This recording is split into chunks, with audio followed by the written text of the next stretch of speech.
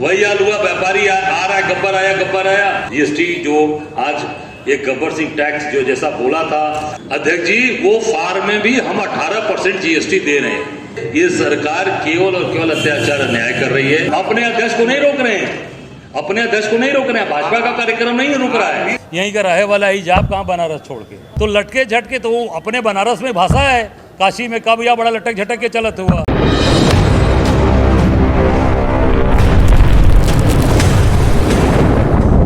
मानित जिला अध्यक्ष राजेश्वर पटेल जी, हमारे शहर अध्यक्ष छोटे भाई राघवेंद्र चौबे जी, मीडिया के हमारे प्रवक्ता और आप सबके साथ कोऑर्डिनेशन काम कर रहे हमारे निपेंद्र जी, हम लोगों के वरिष्ठ जिनके मार्गदर्शन में हम लोग लगातार काम कर रहे हैं, संघर्ष कर रहे हैं।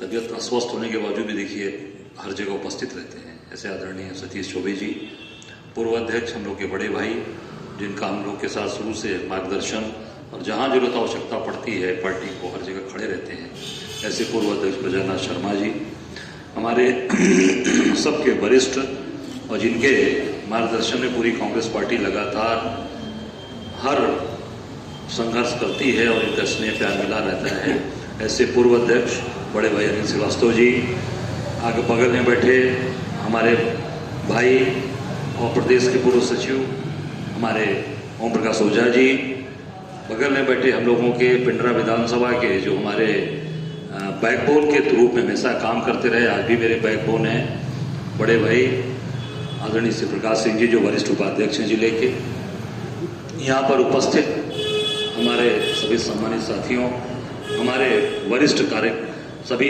पत्रकार साथी, छायाकार साथी, पत्रकार बहनें, छायाकार बहनें और सभी सम्मानित जन, वरिष्ठ हमारे मीडिया के बड़े भाई और सभी साथीगण, आप सब लोगों को हृदय से धन्यवाद देता हूं कि आप लोगों ने केवल बनारस में ही इस प्रादेशिक जो भारत जोड़ो यात्रा जो चली है, केवल बनारस में ही समर्थन नहीं किया, जहां जहां भी आपके अपने रिश्ते संबंध थे, हर जगह आप लोगों का स्नेह प्यार मेरे साथ मिला और 12 जिले में, पूरे 12 जनपदों के अंदर भरपूर सहयोग साथ मीडिया ने दिया है। मैं इसका हृदय से बहुत ही आभारी हूं, जीवन पर्यंत आभारी रहूं। आज ये यात्रा का इसलिए जरूरी था बताना कि जो यात्रा हम लोगों ने प्रारंभ की प्रयागराज जोन की, इलाहाबाद संगम नगरी में, पहले तो हम सब लोग गए, जाकर संगम नगरी में संगम में स्नान किया, स्नान करने के बाद फिर वहां से मनकामेश्वर महादेव, जहां से यात्रा स्वामी करपात्री जी महाराज ने शुरू किया था, स्वरूपानंद जी शंकराचार्य जी ने शुरू किया था, उस मनकामेश्वर महादेव से हम लोगों ने यात्रा प्रारंभ की और उनकी इतनी कृपा हुई कि प्रयागराज में मतलब कहा जाए जिसको कोई शब्द नहीं है, इतनी सफलता मिली। दुकानें बंद करके जीएसटी के विरोध में जौनपुर में व्यापारियों ने दुकान बंद किया और व्यापारी दुकान बंद करके हमारे भारत जोड़ो यात्रा में शामिल हुए। जौनपुर की घटना बता रहा हूं आपको। इस तरीके से लोगों ने समर्थन किया और हम लोगों ने हर जगह जबरदस्त तरीके से जीएसटी जो आज एक गब्बर सिंह टैक्स जो जैसा बोला था राहुल जी ने कि जीएसटी का full form Gabbar Singh tax, तो गब्बर सिंह टैक्स, अब गब्बर आया नहीं तो बेटा सो जा, सोले में एक डायलॉग है ना, बेटा सो जाए तो गब्बर आ जाएगा। वही हाल हुआ, व्यापारी आ रहा है, गब्बर आया। व्यापारी दुकान छोड़ करके, प्रतिष्ठान छोड़ के भाग रहे हैं, बंद कर रहे हैं, डरे हुए, इतने डर भय उनके अंदर व्याप्त हो गया। जो व्यापारी अपने खून पसीने से जनसंघ से भाजपा को सींच कर लेकर आए हैं, जहां तक मेरी जानकारी है, जनसंघ के समय से, क्योंकि 3 बार मैं भाजपा से मिले था, मैं भाजपा में रहा हूं, तो शाम को अपनी दुकान बंद करता था भुन्नासी से और वो अग्नि मैया से प्रार्थना करता था दुकान की रक्षा करना और भाजपा की मीटिंग में चला जाता था। वो व्यापारी अपनी भुन्नासी लेकर आप भाजपा की मीटिंग में चला जाता था और जनसंघ से लेकर भाजपा की सेवा किया। उस व्यापारी को इन लोगों ने चोर साबित करने का प्रयास किया और कहा कि चोरों को पकड़ो, मुख्यमंत्री का वर्जन था ये। उसके बाद से जीएसटी के छापे पड़ने लगे और व्यापारी प्रतिष्ठान छोड़कर भागने लगे। यह सरकार की सोच है, सरकार इस तरीके से काम करना चाहती है, पर हम सब लोग ये इनकी सोच को कामयाब नहीं होने देंगे। हम व्यापारियों के साथ खड़े हैं एकदम पूरी ताकत के साथ खड़े रहेंगे। हम लोग इलाहाबाद में थे तो वहाँ बच्चे मिलने आए जो अपने वहाँ पर रहकर अपने भविष्य की तलाश करते हैं, परीक्षाएं दे रहे हैं। उन्होंने ये कहा कि जो हम फॉर्म लेते हैं अध्यक्ष जी, वो फॉर्म में भी हम 18% जीएसटी दे रहे हैं। बड़ी बात है ये। अभी उनको नौकरी मिली नहीं, अभी 2 पैसे की कमाई उनकी हुई नहीं, और अभी वो 18% जीएसटी उनसे अभी ले लिया जा रहा है। ये पूरी तरीके से, और वो नौजवान अपने माँ बाप से पैसा लेकर आता है, अपने रिश्तेदार से, क्योंकि वो तो पढ़ाई संघर्ष कर रहा है, उसके पास उन्हें तो पैसे नहीं है। उनको पैसा कौन देगा? जो महीने का मिलता है वो उनको खाने पीने के लिए घर वाले देते हैं कैसे भी, और इस विपरीत परिस्थिति में उसमें भी 18% जीएसटी वो पे कर रहा है। कफन पे तो जीएसटी पहले से भी ले रहे थे, और सुने इसमें बढ़ा दिया गया है। जो कफन पे जीएसटी ले रहे थे उसको और बढ़ा दिया था। तो ये पूरी तरीके से ये सरकार केवल और केवल अत्याचार अन्याय कर रही है। हम लोगों ने रोज प्रतिदिन 25 से 30 किलोमीटर की यात्रा की है, कहीं 18 किलोमीटर भी की है, कहीं 20 किलोमीटर भी किया। बनारस में उस दिन 23 किलोमीटर की यात्रा हुई। अमेठी में 30 किलोमीटर के आसपास हम लोग चले, पूरा गौरीगंज घूमे। गौरीगंज घूमने के बाद फिर हम लोग पदयात्रा करते हुए जायस गए, जायस से पूरा पदयात्रा करके तब लास्ट में सभा करके हम लोगों ने समाप्त किया। इलाहाबाद में इसी तरीके से था, हर जगह ये लगातार चीजें चलती रही। सबसे सुखद हम लोगों के लिए एक सबसे सुखद सूचना मिली जब 15 तारीख को मुख्तार अंसारी के खिलाफ कोर्ट ने फैसला सुनाया गैंगस्टर एक्ट में। तब मुझे बहुत सुकून मिला, लगा कि नहीं, संघर्ष करने पे इसका अंजाम जरूर अच्छा मिलेगा। 15 तारीख को सूचना में सुल्तानपुर में था, मुझे सूचना मिली कि मुख्तार अंसारी को जो भैया ले मुकदमे में गैंगस्टर लगा था उसमें 10 साल की सजा और 5 लाख रुपए जज साहब ने उसके ऊपर जुर्माना लगाई। ये हम लोगों को बहुत ही सुखद संदेश मिला, जिससे और मन मजबूत हुआ और आत्मबल आत्मविश्वास बढ़ा कि अगर जहां पर भी ऐसे लोग, अपराधी लोग हैं, उनके खिलाफ लड़े तो निश्चित तौर से सत्य की विजय होगी और सत्य जीतेगा। और उससे फिर हम लोग आगे लड़ते गए, आगे और बढ़ते गए। उससे लोगों का और एक बल मिला कि जो अपराधी, जो जिस तरीके से आप सोच सकते हैं कि जो अपराधी पूरी तरीके से इस तरह से हावी है, और वही एक घटना, दूसरी घटना मैं उसका भी जिक्र करना चाहूंगा कि इनके भारतीय जनता पार्टी के विधायक किशनानंद राय की हत्या कर दी जाती है, और भाजपा के लोग कहते हैं और उनके लोग कहते हैं कि गवाही नहीं हुई किशनानंद राय की घटना में, क्योंकि सपा और बसपा का दबाव था, उनकी सरकार में मुख्तार को संरक्षण मिलता था, इस नाते हमारे गवाह टूट गए, इस नाते वो गवाही नहीं दे पाए। आप सब लोग जानते हैं कि आपके भाई के ऊपर बसपा की सरकार में भी गैंगस्टर लगाया, समाजवादी पार्टी की सरकार ने एनएसए लगाया, रासुका मुझे बंद किया, और फतेहगढ़ जेल 400 किलोमीटर मुझे दूर भेजा। तो हजारा क्यों नहीं टूटे? ये मेरा सबसे बड़ा प्रश्न है भारतीय जनता पार्टी के नेताओं से, भारतीय जनता पार्टी के प्रदेश और राष्ट्रीय के नेताओं से, कि आप ये बताइए कि फिर अजय राय क्यों नहीं टूटे? अजय राय ने अपने भाई की हत्या में गवाही की कि नहीं की? गैंगस्टर जो उनको लगा उसमें गाजीपुर जाकर मैंने गवाही की कि नहीं की? और मेरी ही गवाही पर मुख्तार अंसारी को सजा हुई, तो अजय राय तो नहीं टूटे। फौलाद की तरह खड़ा थे, फौलाद की तरह खड़े हैं, हटेंगे नहीं। और मैंने अपना कर्तव्य निभाया, अपना धर्म निभाया। भारतीय जनता पार्टी के लोग इसका जवाब दें कि किशनानंद राय की घटना में, उनकी हत्या में गवाही क्यों नहीं हुई, गवाह क्यों नहीं गुजरे? ये पूरे पूर्वांचल की जनता, गाजीपुर में मैंने बात उठाया, फिर मैं बनारस में उठाता हूं।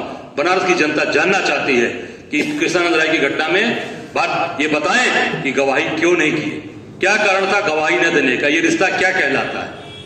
निश्चित तौर से ये जानना चाहते हैं हम लोग तो सारी समस्याओं को झेलते हुए, सारी कठिनाइयों को झेलते हुए, सारी परेशानियों को झेलते हुए, लड़कर जीतकर आपके बीच में खड़े हैं। भैया वाली घटना भी 7 तारीख का डेट पड़ा है जनवरी में, उसका भी निस्तारण जल्द हो जाएगा।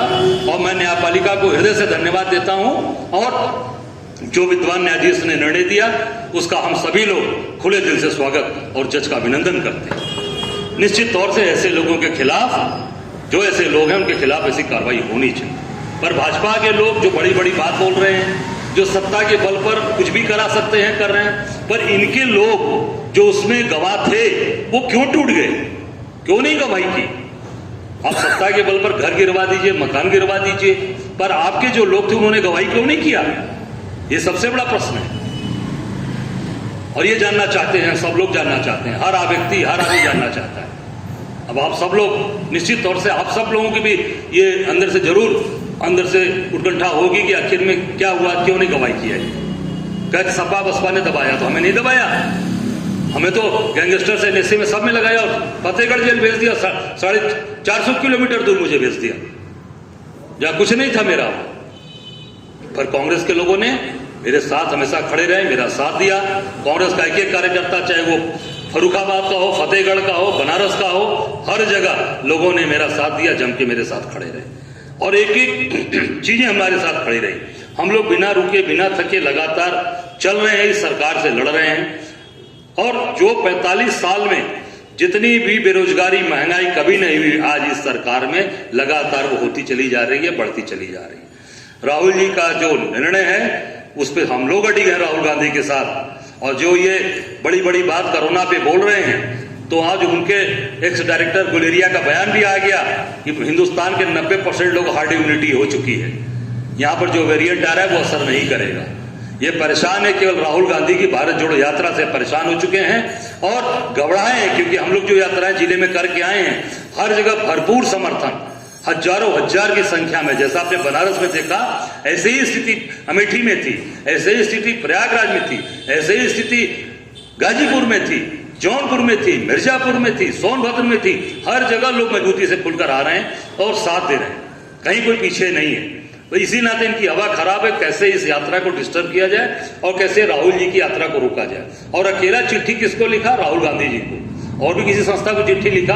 अभिषेक जी किसी और संस्थाओं को लिखा, किसी और को लिख के चिट्ठी लिखा कि भाई अपना ये कार्यक्रम रोक दीजिए? और क्या कार्यक्रम पूरे देश में नहीं हो रहे हैं? नहीं, राजस्थान में सतीश पूनिया क्यों नहीं लिखा? वही सतीश पूनिया भी निकाल रहे हैं, कोई एक वहां पर भी जन आक्रोश रैली निकाल रहे हैं। अपने अध्यक्ष को नहीं रोक रहे हैं, अपने अध्यक्ष को नहीं रोक रहे हैं, भाजपा का कार्यक्रम नहीं रुक रहा है, वो कायम है कि और हमारे राहुल जी को चिट्ठी लिख दिया, इसलिए कि राहुल गांधी जी से घबरा गई है सरकार, किसी भी तरीके से उनको रोकना चाहती है, किसी भी तरीके से उनको उनकी यात्रा को बाधित करना चाहती है। ये सीधा सीधा हम लोगों का आरोप है, हम सब लोग काशी से ये आरोप लगा रहे हैं और हम सब लोग राहुल जी की सोच के साथ अडिग हैं, एकदम खड़े हैं।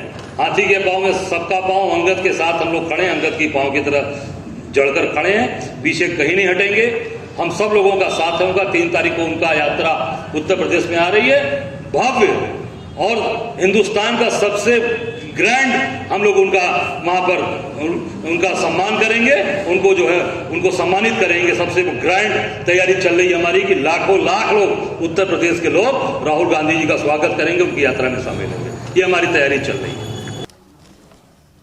देखिए, जो हम लोगों ने यात्रा अपने प्रयागराज जोन की जो 11 तारीख से प्रारंभ की थी, उस यात्रा को 22 तारीख को हम लोगों ने बाबा विश्वनाथ की नगरी काशी में समाप्त किया है। और ये राहुल जी की जो यात्रा उत्तर प्रदेश में आ रही है 3 तारीख को, सब हम लोग उसमें पूरी ताकत के साथ, ये पूरे 6 प्रांत के लोग उसमें रहेंगे, हजारों लाखों की संख्या रहेगी पूरे उत्तर प्रदेश से। और निश्चित तौर से ये जो आज का दौर चल रहा है, इसमें पूरी तरीके से सरकार हर कार्यों से अपने विफल है। बेरोजगारों को नौकरी देना, महंगाई रोक पाना, या जो भी चीज़ें चल रही हैं, सब जगह केवल और केवल लोगों को बेवकूफ़ बनाना। जीएसटी लगातार बढ़ता जा रहा है। बच्चे जो अपने भविष्य की तलाश में हैं, जो फार्म फिलअप कर रहे हैं, उसमें भी 18% जीएसटी दे रहे हैं। कफन पे जीएसटी पहले ले रहे थे और बढ़ा दिया इन्होंने। तो ये सारी चीज़ें हैं और इस पर पूरी तरीके से चीज़ें कर रहे हैं। और एक बात सबसे महत्वपूर्ण ये है कि यात्रा के दौर में जब हम लोग चल रहे थे यात्रा में, तो उस दौरान 15 तारीख को मुख्तार अंसारी के खिलाफ फैसला आया। हम लोग सुल्तानपुर में थे, पता चला, और निश्चित तौर से तब और हम लोगों का मनोबल मजबूत हो गया, आत्मबल मजबूत हो गया कि संघर्ष जो हम लोगों ने 26-27 साल किए थे, सन 96 से जो मुकदमा गैंगस्टर लगा था, उसका परिणाम आया और 10 साल की सज़ा हुई, 5 लाख रुपए जुर्माना लगी। निश्चित तौर से उस पर हम लोगों ने उस पर संदेश गया कि भाई जो लड़ाई लड़ेगा उसको उस पर सफलता मिलेगी, और सफलता मिली है। अध्यक्ष जी, भारत जोड़ो यात्रा में आपका एक और बयान मीडिया की सुर्खियों में रहा है कि आप 2024 के लोकसभा चुनाव में वाराणसी के सांसद प्रधानमंत्री मोदी को हराएंगे। नेताजी, इसके पीछे आपकी रणनीति क्या है? नहीं, देखिए, ये तो निश्चित है, जनता का प्यार और समर्थन मिल रहा है और हम काशीवासी हैं महादेव के भक्त हैं तो निश्चित तौर से उनकी कृपा बनेगी तो डंगे की चोट पर हम लोग यहाँ से उनको हराएंगे। और हमें कोई, हम बाहर से आए नहीं ना है, हमारा तो घर मकान यही है, यहीं का रहे वाला ही, जाप कहाँ बनारस छोड़ के। राय साहब, अभी आपने जीएसटी का जिक्र किया, अभी इसके पहले सेल टैक्स का छापा पड़ रहा था, दुकानदार अपनी दुकानें बंद कर करके भाग रहे थे, तो सर उन दुकानदारों के साथ क्या अभी के 15 दिन के लिए रोका गया है? क्या उस दुकानदारों के साथ आप खड़े होंगे? अरे भाई, हम तो बिल्कुल बता तो दिया कि मैंने कहा ना कि इलाहाबाद में व्यापारी बंद करके दुकान मेरे साथ खड़ा था, जौनपुर के व्यापारी दुकान अपनी प्रतिष्ठान बंद करके मेरे साथ खड़े थे। हम लोग अपने व्यापारी हो, किसान हो, मजदूर हो, जहाँ भी उनको सताया जाएगा, जहाँ भी उनको परेशानी होगी, खासकर जीएसटी जो गब्बर सिंह टैक्स जिसको राहुल जी ने कहा था 16 में है ना कि बेटा सो जा नहीं तो गब्बर आ जाएगा, वही हाल हो गया है कि व्यापारी दुकान बंद करके भाग रहे हैं। लेकिन सर कहीं ना कहीं व्यापारियों का एक वर्ग बीजेपी को सपोर्ट भी कर रहा है, तो वैसे में कितना चैलेंजिंग? मैंने कहा एक वर्ग नहीं, मैं तो यही कहूँगा कि भाई व्यापारी समाज तो शुरू से जनसंघ के समय से भारतीय जनता पार्टी के साथ खड़ा रहा। जब इनका दिया और वो बत्ती था, दीपक था, तब से व्यापारी इनके साथ है और वो व्यापारी इनको मजबूती तक 2000 अभी तक खड़ा रहा। अभी भी जो चुनाव बीते हैं 2022 में भी वोट दिया, पर आज उसी व्यापारी समाज को मुख्यमंत्री ने कहा चोरों को पकड़ो, चोरों पर कार्रवाई होगी, चोर बना दिया। हम व्यापारी, हम जहाँ भी आवश्यकता जरूरत पड़ेगी हम लोग उनके साथ खड़े हैं और ये व्यापारी समाज को देखना है कि हमारे साथ कौन व्यक्ति खड़ा रहेगा, कौन सुख दुख का साथी है मेरे। सर ये भारत जोड़ो यात्रा कितनी सफल है? आप देख लीजिए, बनारस में समापन हुआ है। बनारस में से दो जगह मीडिया ने उसको भी बहुत हाईलाइट किया था कि जहाँ पे कार्यकर्ता आपस में भिड़ गए थे। देखिए वो तो क्या है, ये उत्साह का ही लक्षण है कि भाई हम आगे रहेंगे, हम आगे रहेंगे। जब पार्टी हम आगे रहेंगे कि कौन आगे रहेगा उसमें है, कोई ये नहीं, प्रतिद्वंद्विता है, प्रतिद्वंद्विता में आगे पीछे हो जाती है, ऐसा कोई नहीं है, सब लोग एक परिवार है, एक साथ खड़े हैं। आपको जन समर्थन मिल रहा है उसके लिए हृदय से धन्यवाद। लेकिन प्रियंका गांधी लड़की हूँ लड़ सकती हूँ इसका नारा देती थी, आपके रैली में महिलाओं की भागीदारी मतलब कम दिखाई दे रही, क्या कहना? अरे ऐसे कैसे हो सकता है? आप प्रेस कॉन्फ्रेंस में देखिए 3 महिलाएं यहाँ खड़ी हैं, प्रेस इतनी बड़ी प्रेस कॉन्फ्रेंस में 3 महिलाएं यहाँ, चूँकि 3 बहनें हमारी खड़ी हैं। ऐसा नहीं है, महिलाओं का कोई समय ऐसा होता है खाना बनाना है, कुछ घर का काम है, ऐसा नहीं है। बहुत सी महिलाएं आई थी और काफ़ी अच्छे स्कूल कॉलेजेस और हर जगह से संख्या में आई थी, ऐसा नहीं है, सब संख्या है। अब ये जरूर है कि उनके ऊपर घर की जिम्मेदारियाँ भी हैं, उस जिम्मेदारियों का निर्वहन करते हुए हमारे साथ खड़ी है। सर अगली यात्रा क्या होगी? अब अगली यात्रा 3 तारीख को राहुल जी की यात्रा के साथ पूरी ताकत के साथ उत्तर प्रदेश लाखों की संख्या में उनका अभिनंदन करेगा, स्वागत करेगा। अध्यक्ष जी, आपके भारत जोड़ो यात्रा के दौरान आपके द्वारा भाजपा से अमेठी की सांसद स्मृति ईरानी के खिलाफ विवादित बयान देकर क्या संदेश देना चाह रहे थे? और साथ में आपके खिलाफ FIR भी दर्ज हो गई है और महिला आयोग ने आपको तलब कर लिया है, क्या आप अपने बयान को वापस लेंगे? नहीं, हमने कोई गलत बोला ही नहीं है। हमने कहा कि लटके झटके वहाँ के लोगों ने बोला कि साहब राहुल गांधी जी के जो काम यहाँ चल रहे थे उसको इन्होंने लटका के रखा है, सड़कों पर चल रहे हैं तो झटके लग रहे हैं, तो लटके झटके तो वो अपने बनारस में भाषा है, काशी में कब या बड़ा लटक झटक के चलत हुआ, तो वो एक हमारा मुहावरा है, उस पर हम लोगों ने बोला। किसी का अपमान करना या किसी के अमर्यादित भाषा, उस पर हमने इस्तेमाल नहीं किया इसका। अच्छा, आपके ऊपर जो था उसी से रिलेटेड मैं एक और क्वेश्चन आपसे करना चाहूँगा कि आपने एक छोटा सा बयान दिया, आपके ऊपर FIR हो गया, जबकि ओवैसी और उनके भाई लगातार तरह तरह के बयान देते थे, उनके ऊपर कभी FIR के चर्चा नहीं सुनने में। तो ये ऐसा इसलिए कि वो रिश्ता उनका बड़ा प्रगाढ़ है ना ओवैसी का। सर कैसा? अरे अब रिश्ता आप देख लीजिए भाई, अब वही मेरे ऊपर छोटी से बात पे मैंने जो मुहावरे के रूप में इस्तेमाल किया लटके झटके, उस पर मेरे ऊपर FIR हो जाती है, महिला आयोग नोटिस कर देती है। इन लोगों ने मेरे नेता के खिलाफ, आदरणीय सोनिया जी के खिलाफ क्या नहीं बोला, आदरणीय राहुल जी के खिलाफ क्या नहीं बोला, उस पर कोई कार्रवाई नहीं हुई। ओवैसी और उनके भाई तमाम बात बोलते हैं, उनके ऊपर क्यों नहीं FIR होता, उनके ऊपर कार्रवाई क्यों नहीं होती? आवाज़ कौन उठाएगा? अरे इसके लिए आप सबकी आवाज़ उठेगी, हम सब लोग बोल रहे हैं कि भाई ये पूरी, इसीलिए हम लोग कहते हैं कि ओवैसी भाजपा की बी टीम। हाँ, वो इनके साथ मिलके काम कर रहे हैं, ये पूरी तरीके से ये जाहिर होता है उनके लिए ही कि हमारे ऊपर कार्रवाई होती है, उनके ऊपर जो माला उनको पहनाया जाता है।